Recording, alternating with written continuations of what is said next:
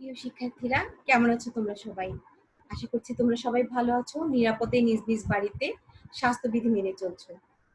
বিশ্বব্যাপী মহামারী করোনার কারণে আমাদের স্বাভাবিক ক্লাস কার্যক্রম এখন বন্ধ রয়েছে, যে কারণে তোমরা ক্লাসে আসতে পারছো না। তাতে কি ক্লাস পৌঁছে যাচ্ছে তোমাদের কাছে? হ্যাঁ, আমি বলছিলাম ঢাকা কলেজ কর্তৃপক্ষ আয়োজিত বিশেষ অনলাইন ক্লাস কার্যক্রমের কথা, যে কারণে তোমরা ঘরে বসেও এখন আমাদের সাথে অনলাইনের ক্লাসগুলোতে অংশগ্রহণ করতে পারছো এবং তোমাদের সিলেবাস পড়াশোনাকে এগিয়ে নিতে পারছো। তবে এসো, আজ আমার ক্লাসে তোমাদেরকে স্বাগত জানাই।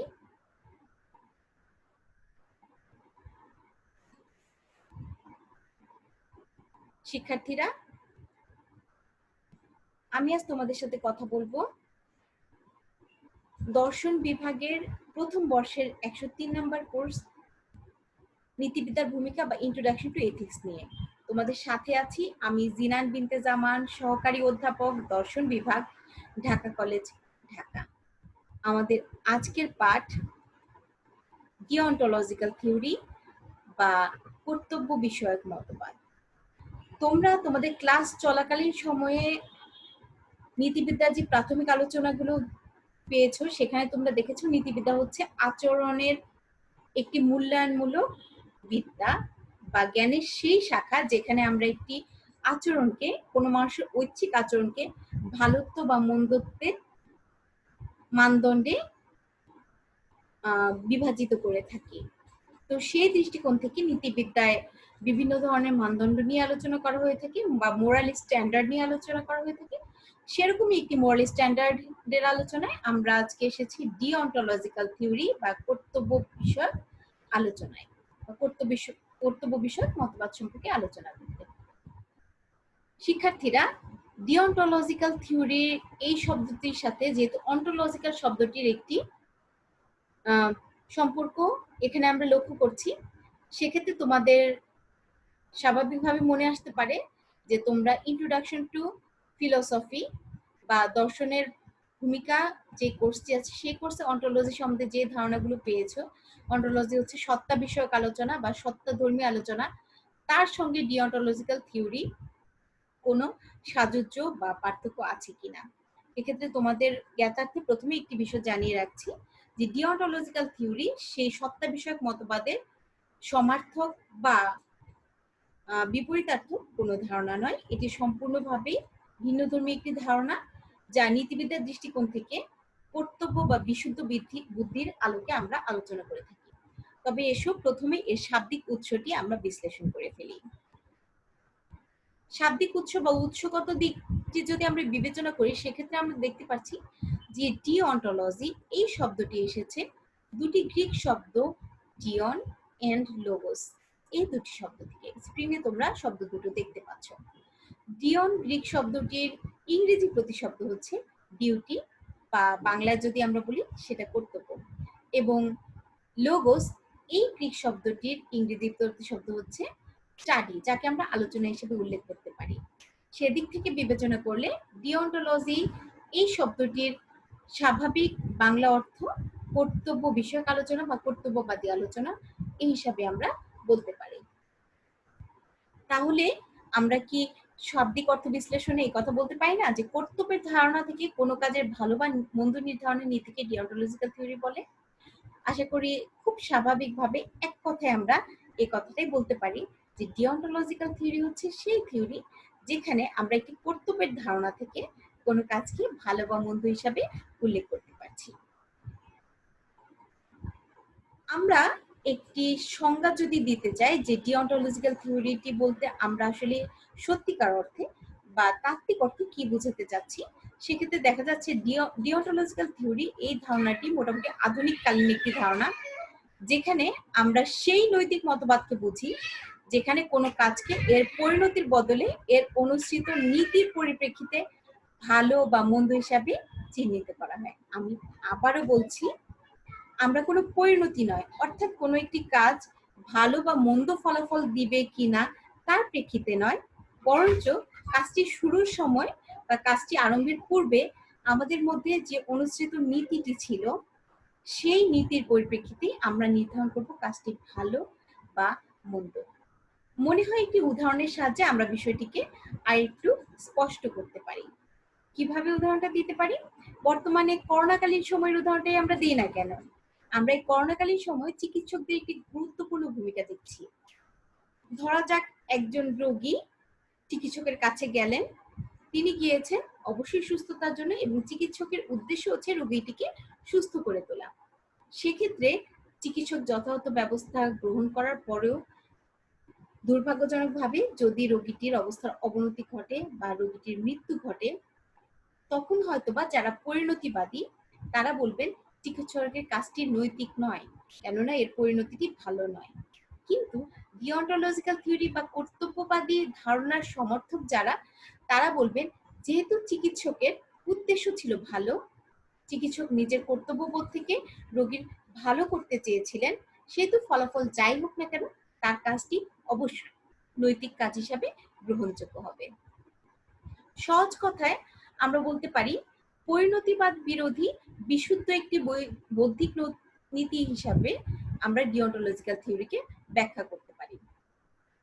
পরিণতিবাদ বলতে আমরা প্রচলিত যে মতবাদগুলো সম্পর্কে আগে জেনেছি, যেমন সুখবাদ বা উপযোগবাদ, সেগুলোর বিপরীতমুখী একটি ধারণা হচ্ছে ডিওন্টোলজিক্যাল থিওরি। এখানে এই নীতিকে বিশুদ্ধ বৌদ্ধিক নীতি বলার কারণ হচ্ছে যে এখানে আমরা কোনো বাস্তব বা পরিণতির প্রতি কোনোটা লক্ষ্য করি না, আমরা লক্ষ্য করছি ব্যক্তি বা যিনি নৈতিক কর্তা, মোরাল এজেন্ট, তিনি কিভাবে তার বিশুদ্ধ বুদ্ধি থেকে, তার কর্তব্যবোধের জায়গা থেকে কোনো একটি কাজকে করছে, সেই বিষয়টি এখানে গুরুত্ব পেয়ে থাকে। এ কারণেই সুখবাদ বা উপযোগবাদের সাথে এর একটি দ্বন্দ্ব বা বিরোধিতা আমরা লক্ষ্য করি। এই যে আধুনিক কালের যে ডিওন্টোলজিক্যাল থিওরির ধারণা, সেটি সর্বপ্রথম পাওয়া যায় সিডি ব্রডের 5 টাইপস অফ এথিক্যাল থিওরি এই গ্রন্থে। গ্রন্থটি 1930 সালে প্রকাশিত হয়। এই প্রত্যয়টি সিডি ব্রডের আগেও আমরা কিছুটা ভিন্ন অর্থে দেখেছিলাম জেরেমি বেনথাম তার লেখনীতে। তবে বেনথামের লেখনীতে এই ধরনের ধারণাটিকে বা ডিওন্টোলজিক্যাল ধারণাটিকে তিনি বিচারবাদী নৈতিক ধারণা হিসাবে বা এথিক্যাল জাজমেন্ট হিসাবেই উল্লেখ করেছিলেন।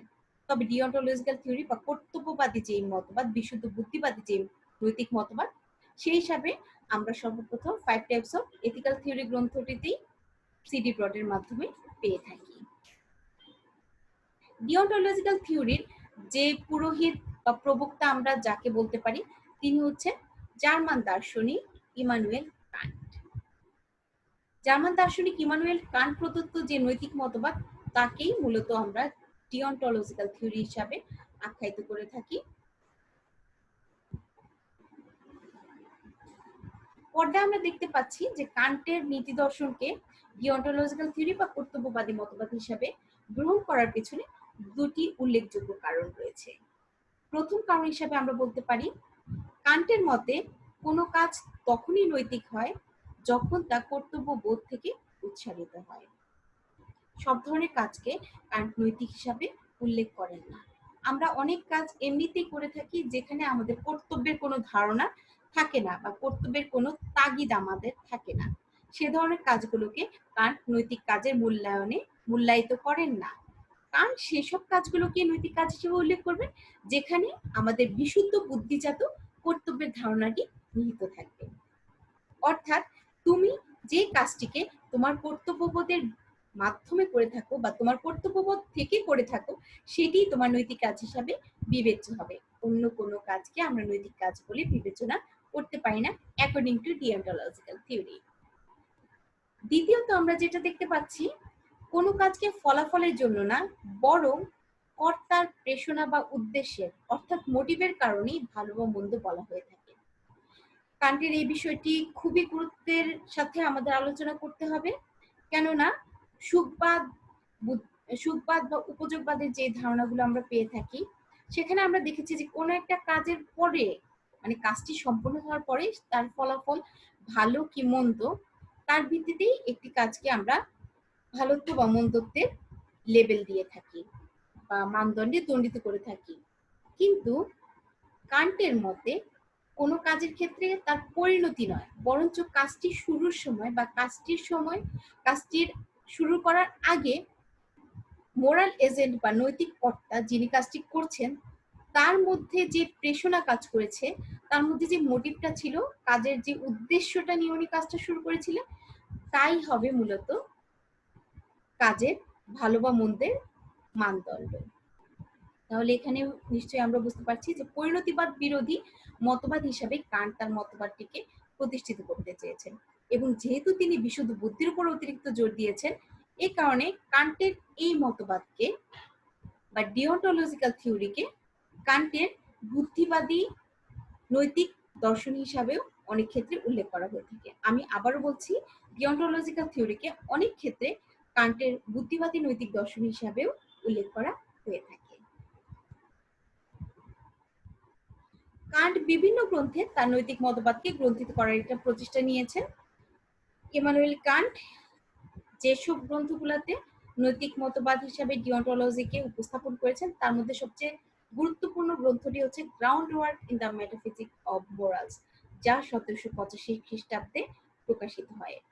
এছাড়াও কান্টের 3টি ক্রিটিকের উল্লেখযোগ্য ক্রিটিক অফ প্র্যাকটিক্যাল রিজন, যা 1788 সালে প্রকাশিত হয়, এবং মেটাফিজিক অফ মোরালস, যা 1798 খ্রিস্টাব্দে প্রকাশিত হয়। এই গ্রন্থগুলোতেও কান্ট তার ডিওন্টোলজিক্যাল থিওরি তথা নৈতিক দর্শনকে তুলে ধরার একটি প্রচেষ্টা করেন। এই দর্শনকে ব্যাখ্যার জন্য আমাদের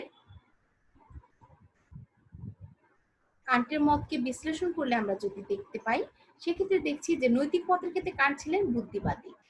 আমরা কিছুক্ষণ আগে বলছি যে কান্টের এই মত নৈতিক বুদ্ধিবাদ হিসাবেও প্রচলিত রয়েছে। তিনি মনে করেন বিশুদ্ধ বুদ্ধি থেকে উৎসারিত কর্তব্যবোধই মানুষের নৈতিক কাজের মানদণ্ড, বা মানুষকে নৈতিক কাজের যদি আমরা বিচার বিবেচনা করতে চাই, তবে সেক্ষেত্রে অবশ্যই আমরা মানুষের সেই কাজটিকে বিবেচনা করব যেখানে মানুষ তার বিশুদ্ধ বুদ্ধি থেকে একটি কর্তব্যবোধে আবদ্ধ হয় এবং সেই আবদ্ধতা থেকে কোনো একটি কাজ করে থাকে তাকে। কান্টের এই নৈতিক মতবাদকে বা ডিওন্টোলজিক্যাল থিওরিকে ব্যাখ্যার জন্য আমরা 3টি উল্লেখযোগ্য প্রত্যয় বা ধারণাকে ব্যাখ্যা করতে পারি।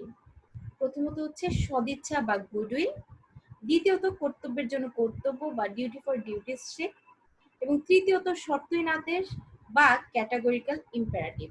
মূলত এই 3টি প্রত্যয় দ্বারাই কান্ট তার সমগ্র নৈতিক দর্শনকে ব্যাখ্যার একটি প্রয়াস পেয়েছেন। তবে প্রথমেই দেখি আমরা সদিচ্ছা বলতে কান্ট আসলে কি বলেছেন। কান্টের দর্শনে আমরা দেখতে পাই কান্ট তার গ্রন্থে বলেছেন, পৃথিবী বা পৃথিবীর বাইরে সদিচ্ছার ব্যতীত নিঃস্বার্থভাবে ভালো আর কিছু নেই। অর্থাৎ সদিচ্ছাই হচ্ছে একমাত্র উত্তম বা একমাত্র ভালো, যা নিঃশর্তভাবে ভালো। অন্য অনেক কিছু হয়তো বা ভালো হতে পারে, তবে সেগুলো শর্ত সাপেক্ষে ভালো। চলো তবে আমরা একটু বোর্ডে যাই, বোর্ডে গিয়ে বিষয়টিকে বোঝার একটু চেষ্টা করি।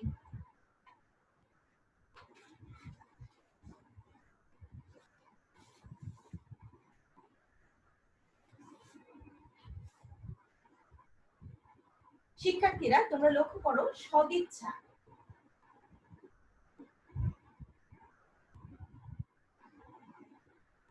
এই প্রত্যয়টিকে আমরা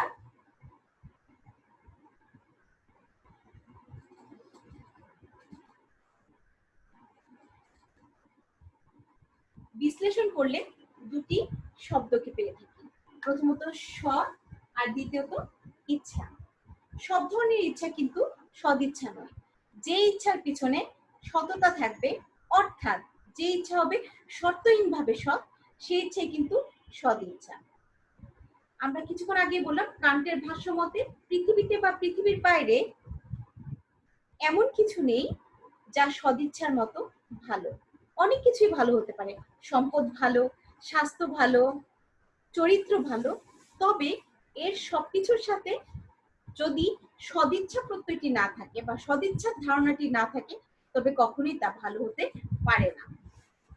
মনে করো কোন একটি ব্যক্তির সম্পত্তি আছে, ধন সম্পদ, কোনো ব্যক্তির ধন সম্পদ আছে, কিন্তু এই ধন সম্পদের সাথে তার সদিচ্ছার সংমিশ্রণ ঘটলে তখনই কিন্তু তার এই সম্পদটি সে নৈতিক কাজে বা ভালো কাজে ব্যবহৃত করতে পারবে। কিন্তু আমরা যদি ধন সম্পদের সাথে সদিচ্ছাটি না রাখি,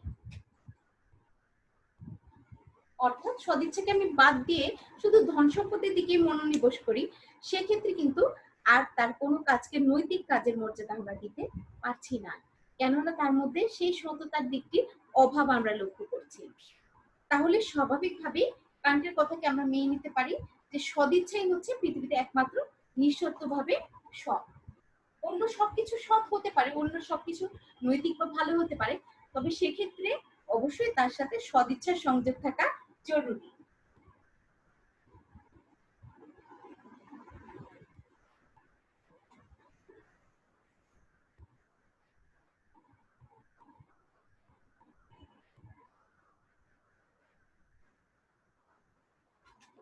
শিক্ষার্থীরা, সদিচ্ছার এই ধারণাটি ব্যাখ্যায় আমরা কান্টের ধারণাকে যদি দেখতে চাই, তাহলে আরো কিছু বিষয় আমাদের নজরে পড়ে। সেক্ষেত্রে দেখা যাচ্ছে যে ইচ্ছাবৃত্তি শুধু যুক্তি বা কর্তব্যবোধ দ্বারা নিয়ন্ত্রিত হয় এবং বাহ্যিক প্রভাব, লাভ লোকসান বোধ ইত্যাদি দ্বারা প্রভাবিত বা নিয়ন্ত্রিত নয়, সেই ইচ্ছাবৃত্তি সৎ ও উত্তম ইচ্ছা। ওই যে বললাম, সদ ইচ্ছা প্রত্যয়টিকে আমরা ব্যাখ্যা করলে সৎ এবং ইচ্ছা এই দুটো প্রত্যয় পাই। সেক্ষেত্রে সৎ বা উত্তম বলতে কান্ট কোন বিষয়টি বুঝিয়েছে সেটি এখানে উল্লেখ করা হয়েছে। সেই ইচ্ছাটিকেই আমরা সৎ বলবো যে ইচ্ছাবৃত্তির মধ্যে শুধু যুক্তি ও কর্তব্য বোধ থাকবে, যে ইচ্ছার নিয়ন্ত্রণ করতে হবে যুক্তি এবং কর্তব্যবোধ, অন্য কিছু নয়। অর্থাৎ বাহ্যিক কোনো লাভ লোকসান, ভালো মন্দের বিষয় এখানে প্রভাবিত হবে না বা নিয়ন্ত্রিত হবে না, শুধুমাত্র ব্যক্তির বিশুদ্ধ যুক্তিবোধ, বিশুদ্ধ কর্তব্যবোধ থেকে যে ইচ্ছা উচ্চারিত, সেই ইচ্ছাই হচ্ছে সৎ এবং উত্তম ইচ্ছা। সৎ এবং উত্তম ইচ্ছা বৃত্তিকেই নীতি দর্শনে বা কান্টের নীতি দর্শনে সদিচ্ছা বলে উল্লেখ করা হয়েছে। সদিচ্ছা ইন্দ্রিয় নিরপেক্ষ এবং বোধের জগতের একটি বিষয়। ইন্দ্রিয় নিরপেক্ষ বলতে আমরা বুঝছি যে বাহ্যিক কোনো প্রভাব প্রতিপত্তি বা আমাদের ইন্দ্রিয় বৃত্তির কোনো লাভ লোকসান সদিচ্ছাকে প্রভাবিত করবে না। সদিচ্ছা শুধুমাত্র আমাদের বিশুদ্ধ বুদ্ধির জগতের বিষয়। ওয়ার্ল্ড অফ আন্ডারস্ট্যান্ডিং বলে কান্ট যাকে উল্লেখ করেছেন, সেই বিশুদ্ধ বোধের জগতের বিষয় হচ্ছে সদিচ্ছা। সদিচ্ছা নিরপেক্ষ অর্থে সৎ, নিঃশর্তে সৎ। সদিচ্ছা সততার জন্য বা সদিচ্ছার ভালোতের জন্য সদিচ্ছার অন্য কিছুর উপরে নির্ভর করতে হয় না। হ্যাঁ, সদিচ্ছা ছাড়াও আরো অনেক কিছুই সৎ হতে পারে, আরো অনেক কিছুই ভালো হতে পারে, উত্তম হতে পারে, তবে সেগুলো সাপেক্ষ অর্থে উত্তম, আর সদিচ্ছা একমাত্র নিরপেক্ষ অর্থে উত্তম বলে কান্ট উল্লেখ করেছেন। দ্বিতীয় ধারণাটি কান্ট যা উল্লেখ করেছে সেটি হচ্ছে কর্তব্যের জন্য কর্তব্য ধারণা বা ডিউটি ফর ডিউটিস সেক। কর্তব্যের জন্য কর্তব্য কি আমরা আসলেই করি?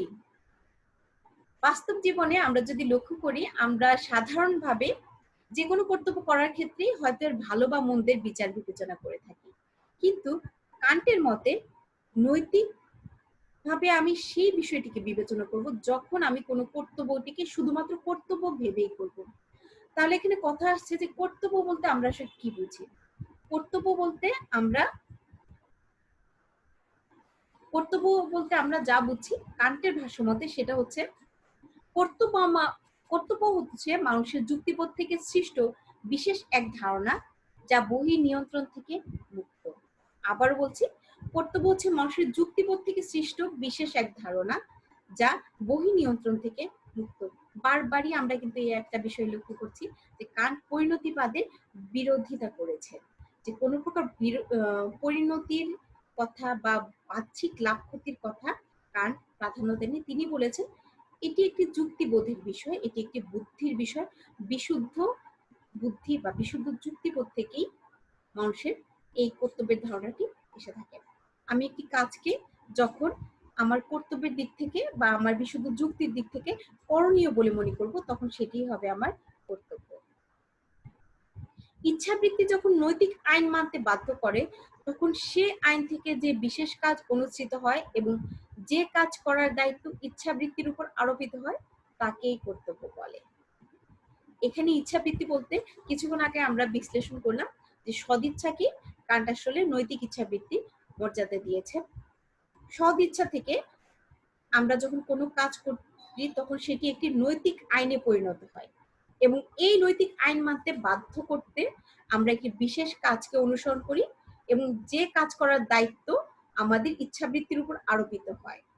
অর্থাৎ আমি ইচ্ছা থেকে একটি কাজকে নৈতিক আইন মনে করছি, আমার সদিচ্ছা থেকে একটি কাজকে নৈতিক আইন মনে করছি এবং সে কারণে সেই কাজটি করার একটি আরোগ্যতা আমার উপরে আসছে এবং সেই আরোপযোগ্যতাটাই হচ্ছে আমার কর্তব্য। তাহলে আমাদের নৈতিক ক্ষেত্রে বিবেচ্য হচ্ছে সেই বিষয়টি যখন আমরা শুধুমাত্র কর্তব্যের জন্য কর্তব্য করব। সব ধরনের কাজকে বা সব ধরনের কর্তব্যকে আমরা কিন্তু নৈতিক মর্যাদা দিতে পারছি না। নৈতিক মর্যাদা আমরা সেই কাজটিকে দিচ্ছি যে কাজটির ক্ষেত্রে শুধুমাত্র আমার বিশুদ্ধ ইচ্ছাবৃত্তি থেকে, বিশুদ্ধ যুক্তিবোধ থেকে আমি কর্তব্য ভেবে কাজটি করছি, সেটি হচ্ছে আমার কর্তব্যের জন্য কর্তব্য বা কান্টের ভাষায় ডিউটি ফর ডিউটিস সেক। তৃতীয় যে ধারণাটি কান্টের এই ডিওন্টোলজিক্যাল থিওরির সবচেয়ে গুরুত্বপূর্ণ ধারণা হিসেবে আমরা উল্লেখ করতে পারি তা হচ্ছে শর্তহীন আদেশ বা ক্যাটাগরিক্যাল ইম্পারেটিভ।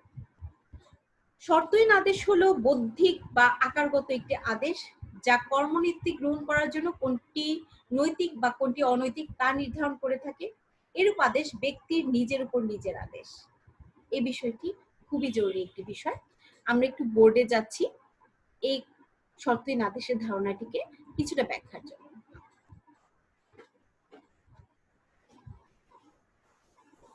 আদেশ বলতে আমরা এক ধরনের বাধ্যতা বোধকে বুঝি, যে বাধ্যতা বোধ কারো দ্বারা আরোপিত হয়। তবে শর্তহীন আদেশের ক্ষেত্রে কান্ট যে প্রত্যয়টি উল্লেখ করেছেন সেটি হচ্ছে এই আদেশ ব্যক্তির নিজের উপর নিজের আদেশ। তাহলে প্রথমে আমরা আদেশ বিষয়টি যদি লক্ষ্য করি সেক্ষেত্রে দেখা যায় দুই ধরনের আদেশ আমরা দেখতে পাই, একটি হচ্ছে শর্তাধীন আদেশ আর একটি শর্তহীন আদেশ।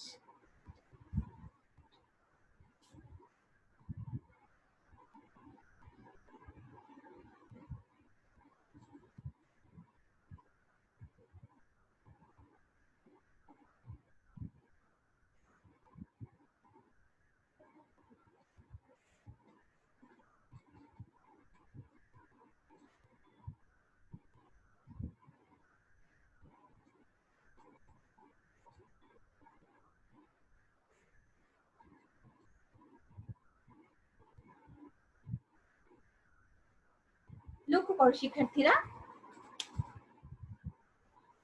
আদেশের যে বিভাজন আমরা করেছি সেখানে শর্তাধীন আদেশ হচ্ছে মূলত পরিণতিবাদী আদেশ।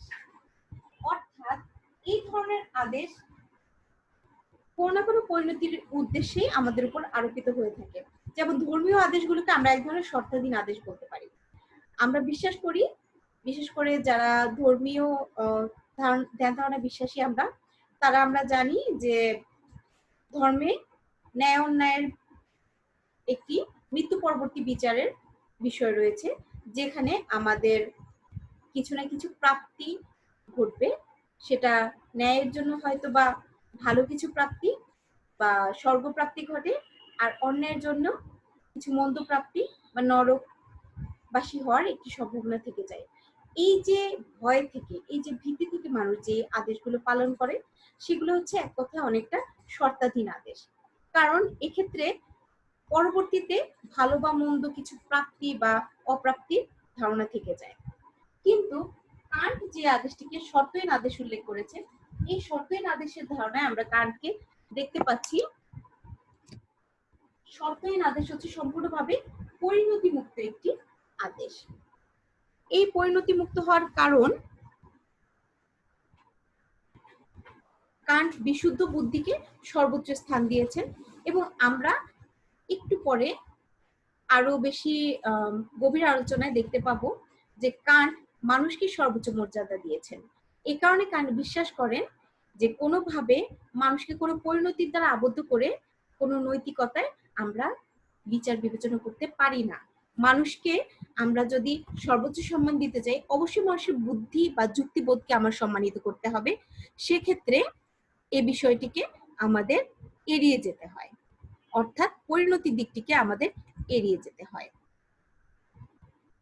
তো শর্তহীন আদেশ ব্যাখ্যায় কান্ট যে বিষয়টি দেখিয়েছেন, সেক্ষেত্রে আমরা দেখতে পাচ্ছি যে এই আদেশ ব্যক্তির নিজের উপর নিজের আদেশ, বাইরের কোনো শক্তি দ্বারা বা ঐশ্বরিক কোনো নির্দেশনার দ্বারা এই আদেশ কিন্তু আরোপিত হচ্ছে না। ব্যক্তি নিজেই নিজের নৈতিক কর্তা, নিজেই নিজের কাজের বা নিজেই নিজের কর্তব্যের জন্য দায় বহন করে। সেজন্য শর্তাধীন আদেশই হচ্ছে ব্যক্তির জন্য প্রকৃত নৈতিক আদেশ।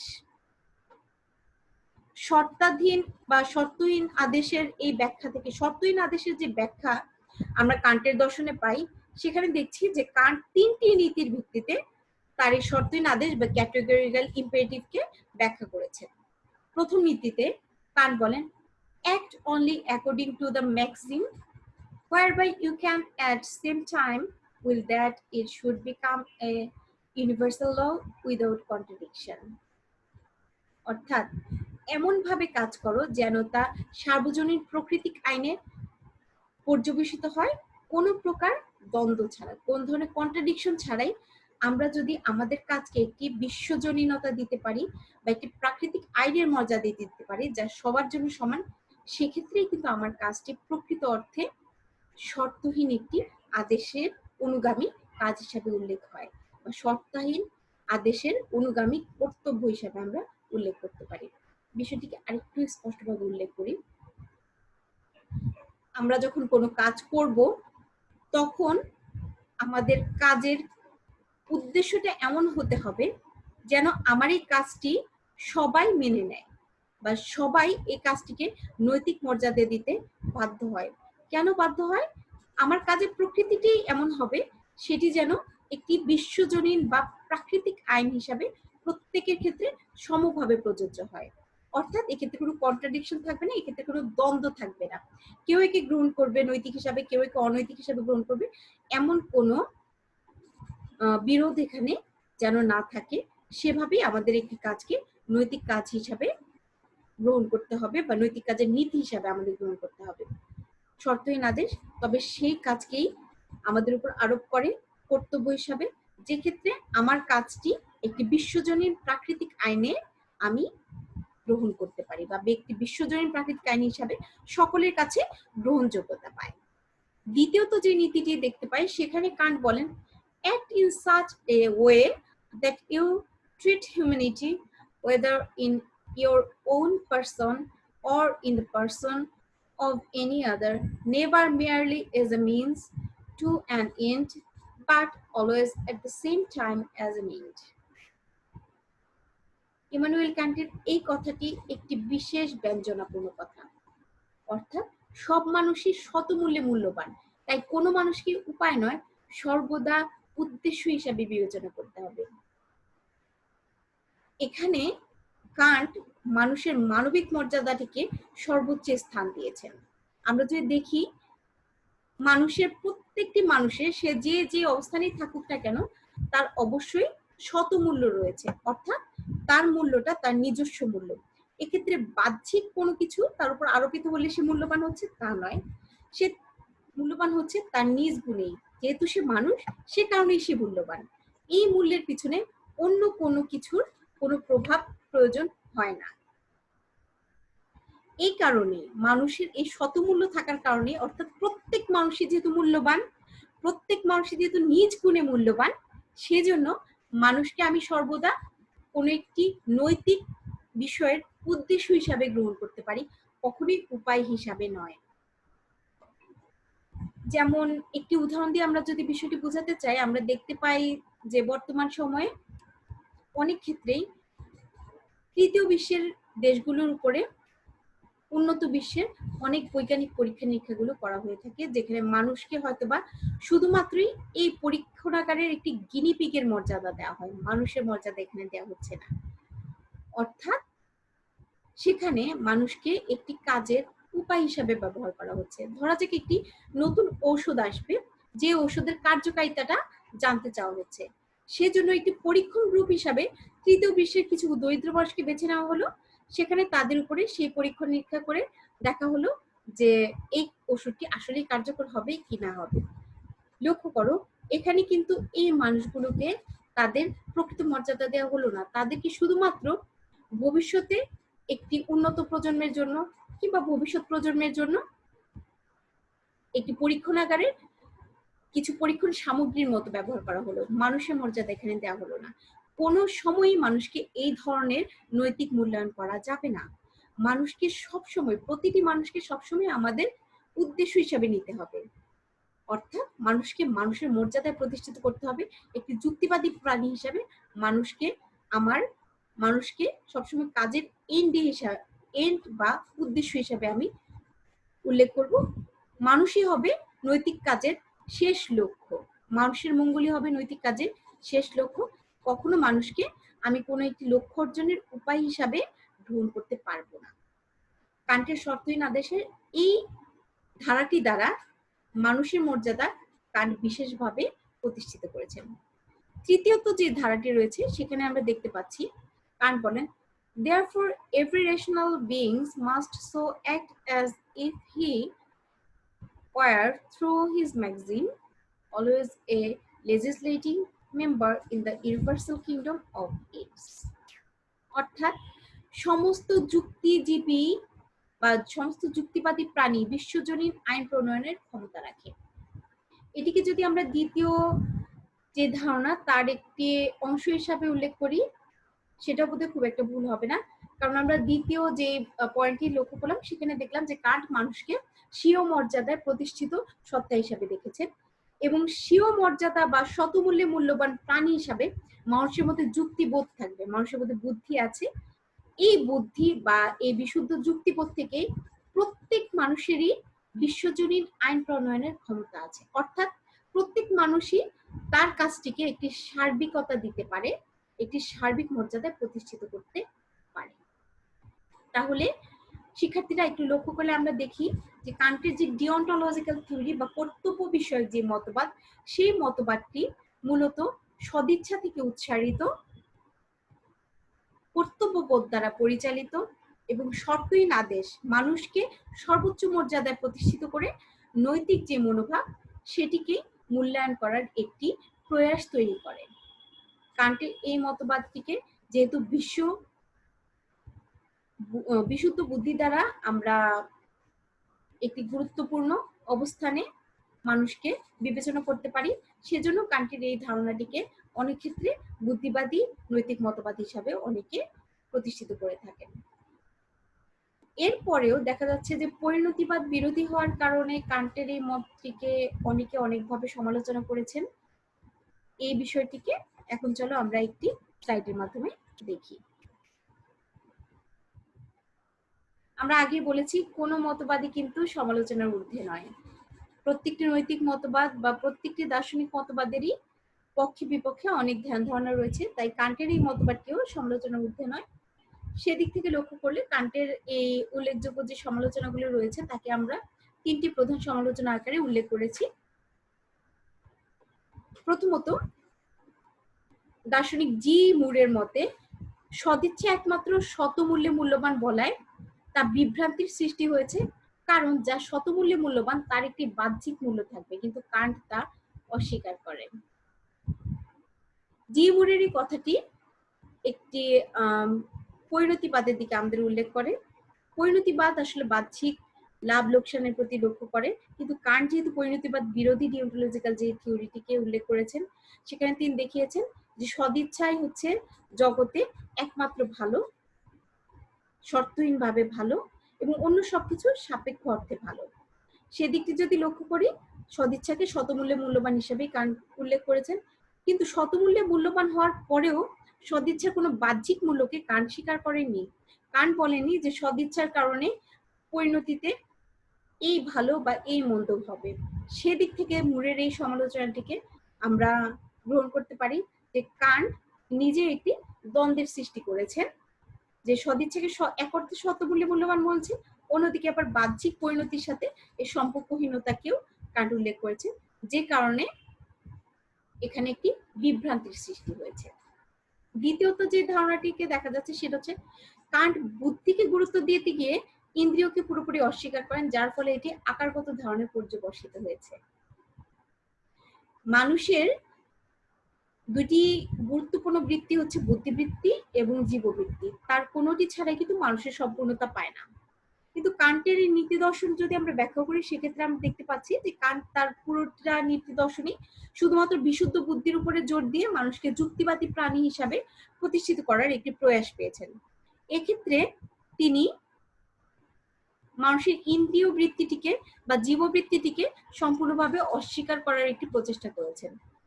আবার কান্টের বিচারবাদ বা কান্টের জ্ঞান তত্ত্ব যদি আমরা দেখতে চাই, সেক্ষেত্রে কিন্তু দেখা যাচ্ছে কান্ট হচ্ছেন একজন বিচারবাদী দার্শনিক, যিনি রেশনালিটি বা বুদ্ধি এবং ইন্দ্রিয় এই দুইটির মধ্যে একটি সুসমন্বয়ের কথা বলেছেন। তাহলে কি কান্ট নিজেই নিজের বিরোধিতা এখানে করছেন না? হ্যাঁ, দেখা যাচ্ছে যে কান্টের জ্ঞানতাত্ত্বিক মতবাদ এবং কান্টের নৈতিক মতবাদের মধ্যে একটি অসঙ্গতি আমরা লক্ষ্য করি, যে কারণে কান্ট নিজেই একবার ইন্দ্রিয়কে স্বীকার করছেন, আরেকবার ইন্দ্রিয়কে স্বীকার করছেন না। বাস্তবের দিকেও যদি আমরা লক্ষ্য করি, ইন্দ্রিয়কে অস্বীকার করে কি কখনোই কোন নৈতিক মতবাদকে আমরা সম্পূর্ণ মতবাদ বলতে পারি? কখনোই হয়তোবা সেটা বলা সম্ভব নয়। আমরা মানুষ, আমরা রোবট নই।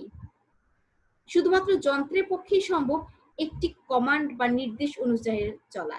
কিন্তু যেহেতু আমরা মানুষ, আমাদের মধ্যে ইন্দ্রিয় প্রবৃত্তি থাকবে, সেই প্রবৃত্তিকে নিয়ন্ত্রণ বা অনিয়ন্ত্রণের মাধ্যমে কিন্তু আমরা নৈতিক একটি লক্ষ্যে পৌঁছাতে পারি, বা ইন্দ্রিয় প্রবৃত্তির একটি আশা নিরাশা আকাঙ্ক্ষা থেকেই কিন্তু আমরা একটি নৈতিক আদর্শে পৌঁছাতে পারি, নৈতিকটি আদর্শ অর্জন করতে পারি। সেজন্য কান্টের এই মতকে আমরা অনেকটা একটি রোবোটিক মত হিসাবে বা একটি শুধু আকারগত ধারণা হিসাবে উল্লেখ করতে পারি, যার বাস্তব প্রয়োগ হয়তোবা তেমন ভাবে সম্ভব হয় না।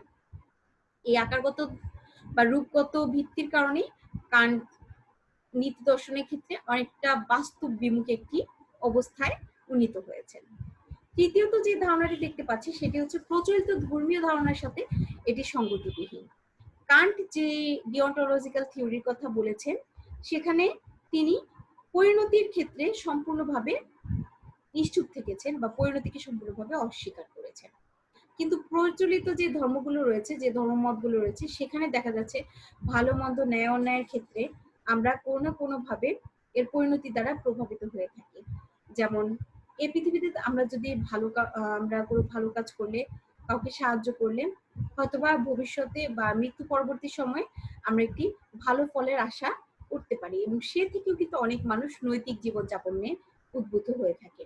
কান্টের এই নীতি দর্শন যদি আমরা মেনে নিই বা শুধুমাত্র কর্তব্যমুখী বিশুদ্ধ বুদ্ধি সম্পন্ন ডিওন্টোলজিক্যাল থিওরিকে যদি আমরা স্বীকার করে নিই, সেক্ষেত্রে কিন্তু আমরা প্রচলিত যে ধর্মীয় ধারণা তার সাথে একটি অসঙ্গতি এখানে লক্ষ্য করছি। এই কারণে রোমান ক্যাথলিক অনেক যাজকেরা কান্টের এই ধারণাটিকে সমালোচনা করেছেন। তো এই ছিল মোটামুটি কান্টের বিশুদ্ধ বুদ্ধিবাদী বা ডিওন্টোলজিক্যাল থিওরি, কর্তব্যবাদী থিওরি। তারপরেও তোমাদের যদি কোনো প্রকার প্রশ্ন থাকে, কোনো প্রকার জিজ্ঞাসা থাকে, সেক্ষেত্রে তোমরা অবশ্যই আমাদের অফিসিয়াল পেজে, অফিসিয়াল ফেসবুক পেজে নক করতে পারো, জানাতে পারো। আর আগামী ক্লাসের জন্য তোমাদের এখন আবারও শুভেচ্ছা জানাচ্ছি, আগামী ক্লাসের আহ্বান জানিয়ে আজকের মতো এ পর্যন্তই। ধন্যবাদ তোমাদের সবাইকে। ভালো থাকো শিক্ষার্থীরা, নিরাপদে থাকো, সুস্থ থাকো, এবং সরকার ও বিশ্ব স্বাস্থ্য সংস্থা অনুসৃত স্বাস্থ্যবিধি মেনে সুস্থতার সাথে জীবনযাপন করো। আবারও দেখা হবে আগামী ক্লাসে।